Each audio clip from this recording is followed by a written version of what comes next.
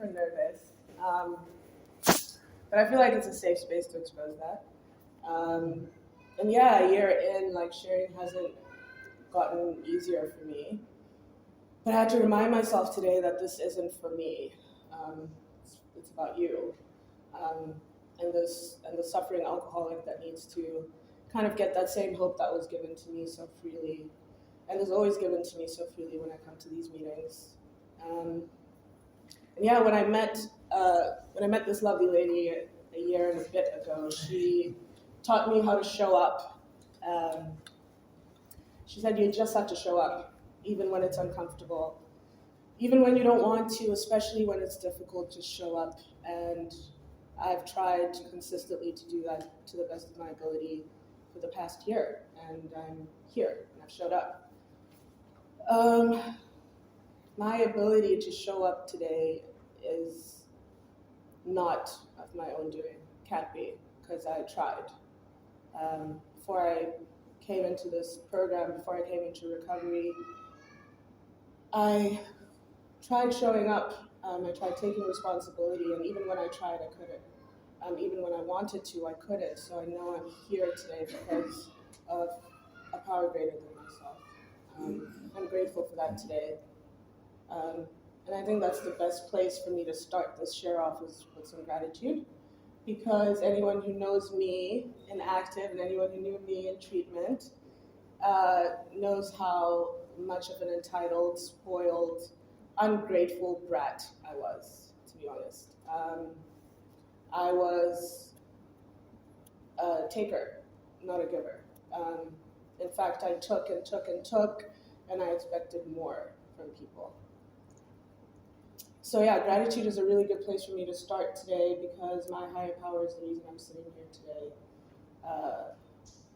Couldn't stop on my own. Didn't want to at some point, but I'm sitting here because of that power greater than myself. And yeah, I'm grateful for all of you.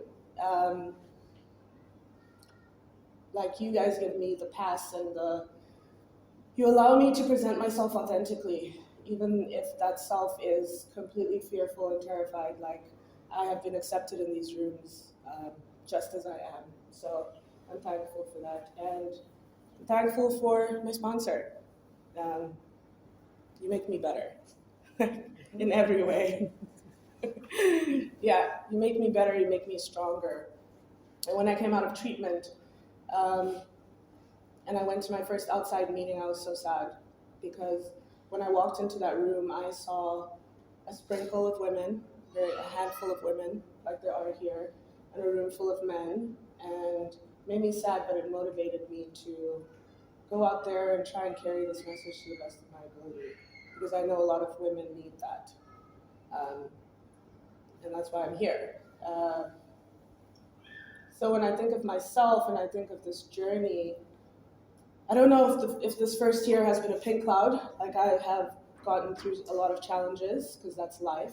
I didn't know when I came into recovery that I was signing up for the full package of life, which means the highs and the lows of life. But that's what I've gotten, and the promises that someone just read from talk about intuitively knowing how to handle situations that used to baffle us. And I have kind of faced a lot of challenges this year, and just known how to handle them. And it's the weirdest thing, because again, that's probably my higher power guiding me, because I used to pick up and drink over the smallest things, get lost at pick up and drink. If someone frustrated me or I was angry, I would pick up and drink.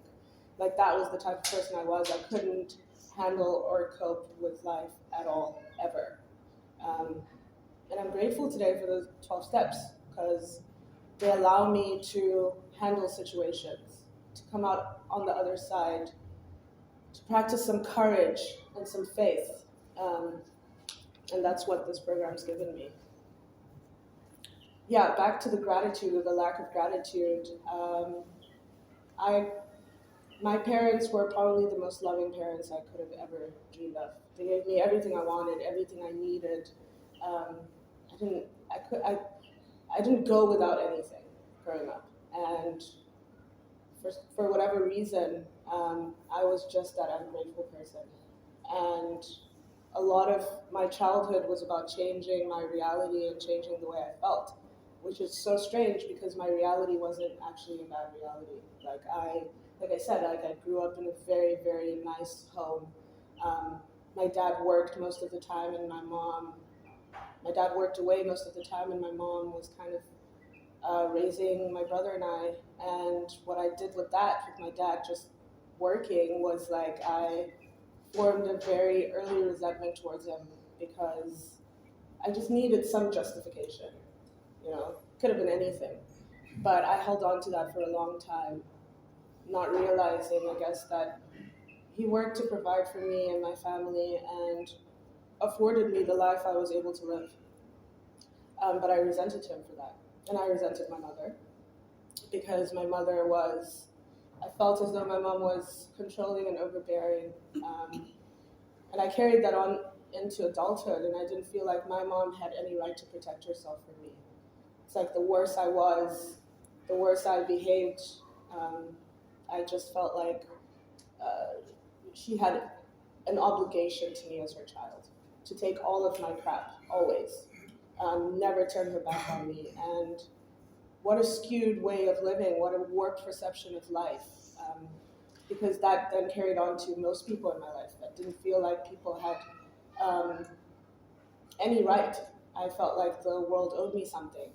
Um, and it's sad, you know, because when I went into treatment and I sat down with my sponsor and I did my step 5, and I said to my sponsor, I hate my mother, and she said, why?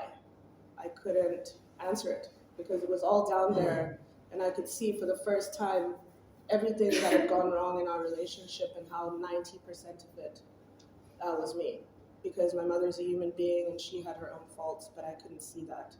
I expected her to be the superwoman, but she was raising an alcoholic child, and she did the best she could. Yeah, and I remember all I wanted to be was free. And when I went to university at 19, I kind of took advantage of the freedom that I had for the first time. I didn't have my mom breathing down my neck. I didn't have my dad kind of chirping at me. I didn't have this uh, brother of mine who I also resented for being everything a parent would want in a child. I didn't have that. So I got to do me. I got to do what I wanted, and that's the story of my life. Kind of doing what I wanted at all times, not caring about anyone else.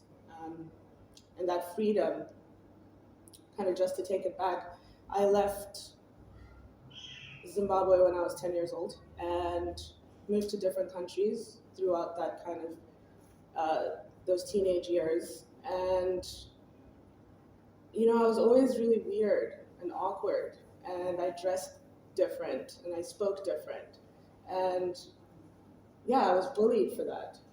Um, but later on, when I moved to kind of high school, I became the bully and I became the monster that everyone kind of stayed away from. I kind of put on this mask as like this really strong, confident girl when inside I was just really fearful. But I fought my way out of high school, and I got and I became friends with the same people that I felt hard done by. But it was fine because I finally fit in. Um, I bullied a girl in high school for a complexion, which was ironic, right? Because that's everything I'd been bullied for as well. And I was suspended from school, and I felt like I was in. There was no grasp of the consequences of that and how disappointed my parents were. I just felt like finally people will like me, and that's me in a nutshell. Every part of me, um, every part of who I was dependent on people and what they thought of me, and the opinions they formed of me kind of made me who I was. Um, and I carried that along for as long as I can remember, until treatment actually, because I couldn't see what I had to offer without you telling me what I had to offer, and it's the saddest thing. But that was me. So finally, when I moved away and I got into university and I fell in love, um, I felt free for the first time. I felt like I could do what I wanted. Um, and I felt like I could actually make a life on my own, which is also ironic because my parents were paying for everything. But I felt like I could finally just be myself. And being myself for someone who was so obsessed with kind of changing the way they felt all the time and escaping their reality, I started drinking, and I started drinking quite heavily.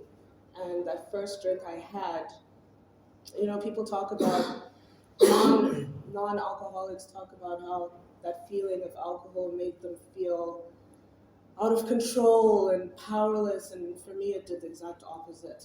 Like, it made me feel invincible. It made me feel like everything I couldn't be sober. And I loved that feeling because it made me feel like we could be friends and I didn't have to hide myself from you. Um, Made me feel like I could fight people. Gave me the pass to be angry, and to carry a lot of resentments, which I did. And then I landed up in a very dark place very quickly. And I can't actually pinpoint when my drinking moved from binge drinking to drinking in the mornings and going to work drunk, or not being able to have conversation with my parents unless I was completely wired.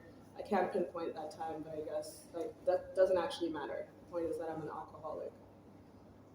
Um, all through that time, my brother uh, was so hardworking, and he was doing really well for himself, and he was very successful at the things that he did, and I hated him for it. I hated that he could be the person that was reliable and trustworthy, and I hated that I felt like he was loved more than me. But again, like, all about me, because my brother struggled a lot in that time, but I couldn't see that, right? I saw what I wanted to see when it came to that relationship. And there were a couple of times where it got out of hand with my brother, where I got very violent, um, because there were times when I wished death on my brother, because that's the type of person I am, is like, if only he could be removed from the situation, then this would make it all better. Not ever thinking that my behavior, that I had to change at all. It wasn't even a thought in my mind. It was like, if I remove him, I'll be better. If I move there, I'll be better. Like, I just felt like I had to change. Everything else had to change around me. Like, I didn't have to. And I shot myself in the foot with that, because people, things, places, they could never measure up to my expectations. So I was disappointed every time, and I picked up every single time. And I didn't know it at the time, but I guess my first experience with faith was when I decided to go to the treatment center. And one of two things could have happened in that moment, right? Because I'd been to a treatment center before and it hadn't worked, so maybe this wouldn't work and I'd be right back to where I was, or this would work and I'd be sitting here, and I am today.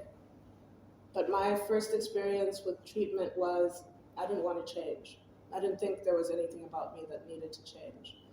I just thought if my mother could be more loving towards me, if my father could give me everything I wanted, if my brother could be less perfect, everything would just work out. And it didn't, because that's not how life is. And so I drank from the moment I got into that treatment center to the moment I left. I drank. And I couldn't have known also the amount of pain that was waiting for me between that period, and there was a 2-year period where my life spiraled and it went downhill. I landed up in a holding cell after assaulting a neighbor under the influence.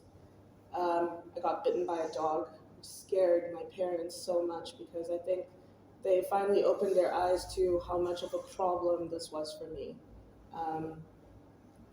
They didn't know it, but it was my solution. Drinking was always my solution. It wasn't actually a problem, but to them, like, this was like kind of the camel that broke the straw's back. And I remember when I got arrested and I landed up in a holding cell, my dad came to bail me out the next day, and I had been in that holding cell for the entire night. And like, just give you kind of a snapshot of the type of person I was. My dad, when he came to pick me up, didn't show him any gratitude. It was anger. It was, why didn't you come pick me up earlier? It was not, I'm sorry for the fact that I've disappointed you. I'm sorry for the fact that you now have to bribe me out of this situation. It wasn't that. It was arrogance. Um, it was self-righteousness, because I felt justified. And I felt like the reason I drink is because of you, and you need to cater for me always. And that, when I look back at that situation, it hurts me because I'm so far removed from that person now. But when I think about that person, it's like I made so many bad decisions. I hurt so many people, and I didn't think about it. I never intentionally went out to hurt people. I just wanted to feel good, and I wanted to do stuff for myself at the detriment and at the expense of everyone I said I loved. And that was really hard. So I hit my rock bottom in my parents' house.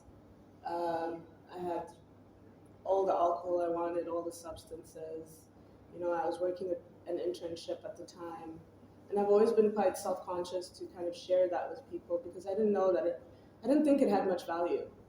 My idea of a rock bottom was losing everything. It was losing the house, the kids, the husband, the car. Like, that's what I thought.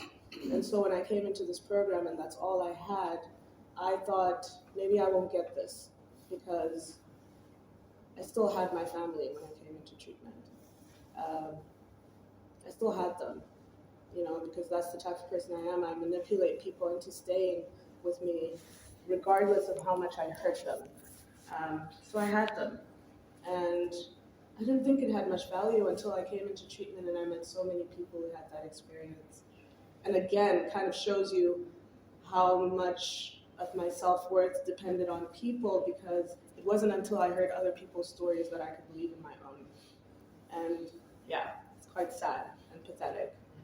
But when I went into treatment, I complied for the first couple months. For the first 2 months, I'd say, I complied. And I was sitting in concerned groups and I was getting acknowledged. And I was really happy about that. Like, my ego loved that. Because I was presenting well and I was doing all the right things I needed to do in treatment, and I was getting the pat on the back. And then came a time when my sponsor stopped giving me that pat on the back. She stopped acknowledging me like everyone else was, and I didn't understand it at the time. I mean, now I can look back at it and realize that she was trying to make me stronger. She was trying to have me build my own self-worth. She was trying to help me be more reliant on myself, to realize that I don't need a pat on the back from you to feel good about the things that I'm doing. But it made sense, right? Because I was a fraud in treatment. Doing all the right things in front of everyone and breaking all the rules. And then going into the back with my sponsor, having one-on-one chats, and she was telling me how much of a fraud I was. And I didn't like that, but I continued because it worked for me. And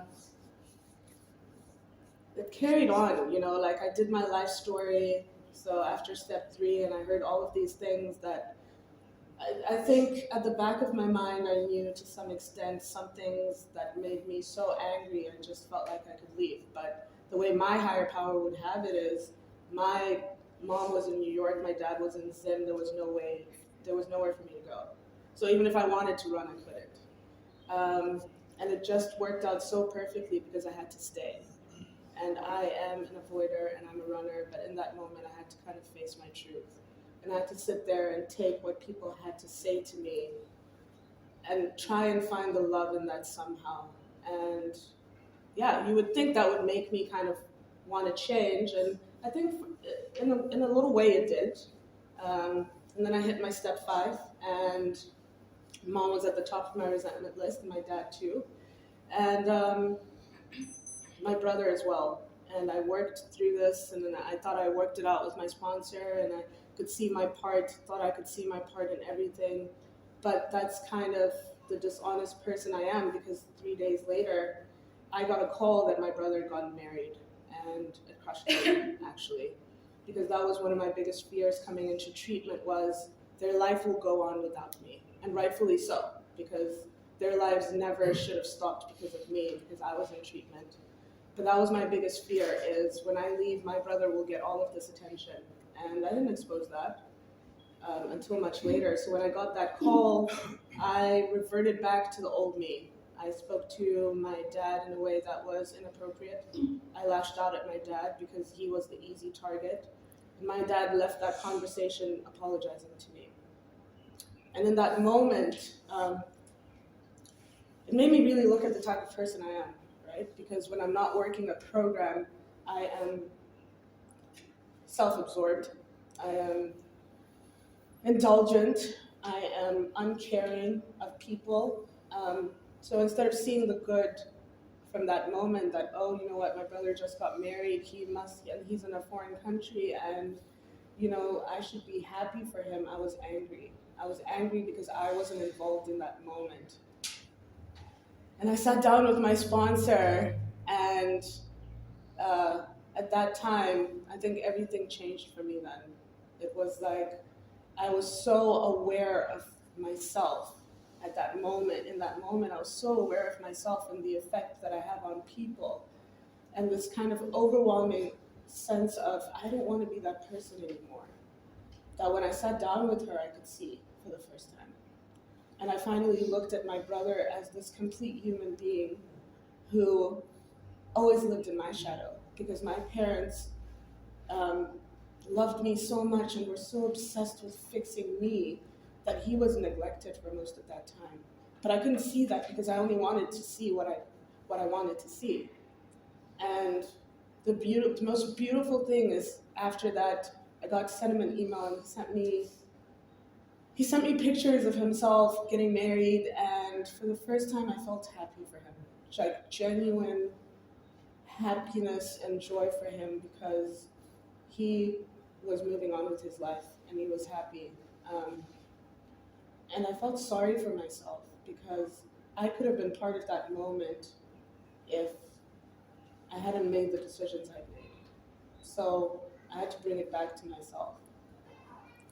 And then from then, kind of everything changed for me in treatment. I looked at my sponsor and many women counselors in that treatment center, male counselors in that treatment center, and I decided like I wanted what they had, like really wanted what they had. I wanted to live this incredible life that the promises promised me. I wanted that new freedom and that new happiness. And I was willing to work for it now. So when it came to suggestions, I followed them blindly, and I fought them in my head as I do. I fought them, and there were points in that treatment center where I didn't trust the process because I couldn't see why I had to go to a halfway house and live with people and interact with people. I couldn't see it, but I did it anyway because, again, like the experiences of the people who had come before me in treatment, who had relapsed, who had done this over and over and over again, helped me learn. You know, that was enough to make me be like, I don't want to go back to the person I was. Because the yets, right? Because I could lose everything. I could lose my family. Like that was in the back of my mind. So I followed everything blindly, and I got into this. I got to a point in treatment where I started questioning my stay there, though. And I was sitting in a concern group, and one of the counselors shared an experience with me and said, "If this is the best it's ever going to get, is it enough?" And that stuck with me because in that moment it wasn't enough for me. I wanted everything. I wanted to go out there and I wanted to live my life. But again, I had nowhere to go, so I stayed. And yeah, I'm glad I stayed, right? Because then I went into the halfway house after that. And being in the halfway house has been incredible, to say the least. When I got out of treatment, I followed my sponsor's suggestion to get a humble job. And for someone who's so entitled and spoiled and ungrateful, like I had to cook and I had to clean and I had to waitress and I had to deal with people, and I didn't like people. I thought I didn't like people very much. And I couldn't have known then the lessons that working that humble job was teaching me. It was teaching me how to interact with people in a healthy way, how to have some humility in my life, how to be grateful, which is something it was a brand new experience for me, and it helped me a lot. So I'm actually very grateful for that humble job that I got. While I was in the halfway house a couple months ago, I got to go home for the first time, and I was expecting to see my dad there. And I thought, what an amazing way for me to start making amends. But as my higher power would have it, my dad wasn't there, and my brother was there. And for the first time in my life, um, I got to interact with my brother in a healthy way.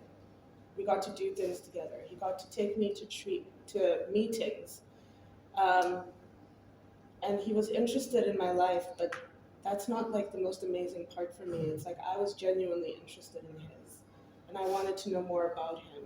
And it was like getting to know my brother again in a way that I never had, and it was beautiful. And it's funny because I've learned to trust God's timing through this process. I wanted to go home much earlier than I did. My parents wouldn't have me when I first got out of treatment. And now I can see why I had to wait that long. Now I can see why I had to have that time with just my brother alone. And it was beautiful. And I've gotten to go home one time since then, and it was a couple months ago where I got to see my mom and my dad. And before I went in, I was so scared because I wanted them to see the change. I was so desperate for them to see the change in me. And I was so fearful, which has kind of been the story of my life, so fearful, so much of projecting into the negative about things I haven't even experienced yet. And that visit was beautiful because I gave my parents the most amount of time I've ever given them. And I had this really heartbreaking moment where I looked at my parents and I thought, I've wasted so much time.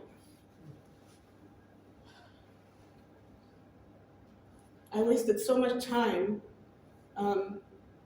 doing me and doing what I wanted to do that so many years passed by and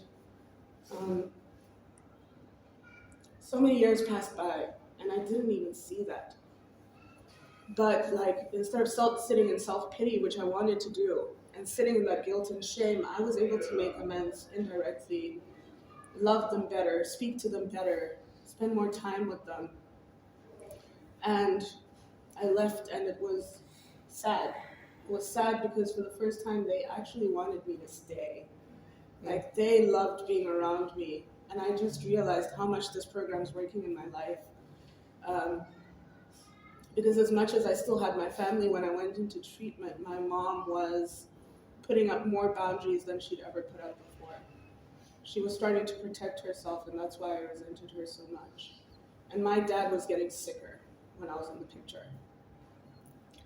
He was enabling me, he was keeping my secrets, and for the first time,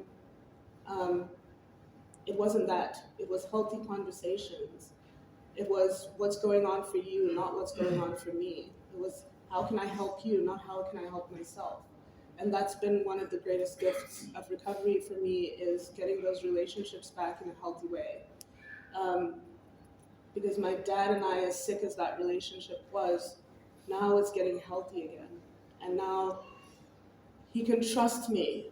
And I'm becoming more reliable in their eyes. Like the other day, my parents offered to buy me a computer. And every computer that I'd had before then, I pawned to drink and to use to feed my fix. And listen, it's such a miracle that they're even wanting to get me those things in the first place because God knows I feel at times so undeserving of the gifts, but I get them anyway because I serve a loving and a merciful and a forgiving higher power. And the other day I called my aunt, who I have a very strained relationship with, and it was her birthday, and it broke my heart because she picked up the phone and she said, "Oh, you remembered." And if that doesn't tell you the type of person I was, yeah, I remembered, and I'm remembering things now, and I'm staying committed, and I'm investing in relationships now, and I'm making indirect amends to that aunt through another aunt who I lost. And when I watched my aunt die in 2013, a very painful death, I made that all about me. And I drank while she was on her deathbed.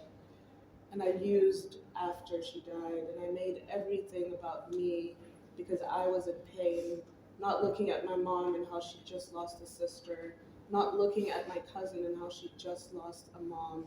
It was about me and the pain that I felt. And it was just another justification for me to pick up.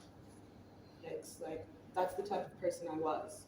So yeah, the gifts are those relationships coming back. And to be honest with you, my relationship with my brother isn't necessarily where I'd like it to be. I'll send him texts sometimes and he won't respond. But I know today that all I need to do is put in some consistent effort around that relationship. And maybe it works and maybe it doesn't, but for the first time, I'm okay with that. I have genuine friendships in recovery. I have friendships with women today. And I couldn't really be friends with women because women were, my perception of women was exactly what I was. I was self-seeking, and I was bitter, and I was jealous. That's the type of woman I was. So I went through my entire life thinking all women were like that. And thank God for recovery, because I get to have conversations with women, hard conversations with women sometimes. I get to receive hard conversations from women and see it as love, because I am an avoider of conflict and pain. And in treatment, I got a consequence to bring concerns, and it was the hardest consequence I could have ever gotten because, yeah, I didn't want to not be liked, and today I know through the help of my sponsor as well that my need to be liked no longer outweighs my responsibility in this program to help people. And that's been a blessing, because for a person who put all their self-worth in people and their value in what people could say or bring for them or do for them, like today I'm working on that, and it's been an incredible process for me. And I get to have healthy relationships with men as well. I have people in this program that I can call my brothers. I have people in this program that I can trust, men in this program that I can trust. And that's also just from living in the halfway house and, again, interacting in a healthy way with people in general. Today I have a sponsor who is incredible. She's everything I look at and think. So when I came into treatment, I expected my sponsor to be a second mom to me. And she was not that for me. She wasn't a second mom. She didn't baby me. She taught me how to be strong in this program. She taught me how to be a woman of integrity, how to stand on my own 2 feet. And as much as I wanted to be the strong woman growing up, I could never be that because there was so much of myself in the way. There was a lot of self-sabotage. So I have her and I have other women in this fellowship who teach me what it is to be a woman and a strong woman of integrity in this program, that teach me how to put action in, especially when I don't want to, even when it's difficult to. Yeah, and my first year has been incredible, actually. It's not been the pink clouds, but it's been a year that I can look back on and think I have learned so much about myself and so much about people. And today I can kind of judge my distance from God, and I can judge my distance from, that third step decision I have to make every day about surrender and handing over my will, by judging my distance from you. Because I wake up some days and I am full of expectations, and I can nitpick people and nitpick how they work their program and be so self-righteous in that, and that's how I know that I am as far away from God as I can be. Because one thing my higher power has taught me is to be loving and to be kind and to be caring, in the same way those things have been given to me so much, and I'm grateful for that today. Yeah, that's me. Thanks.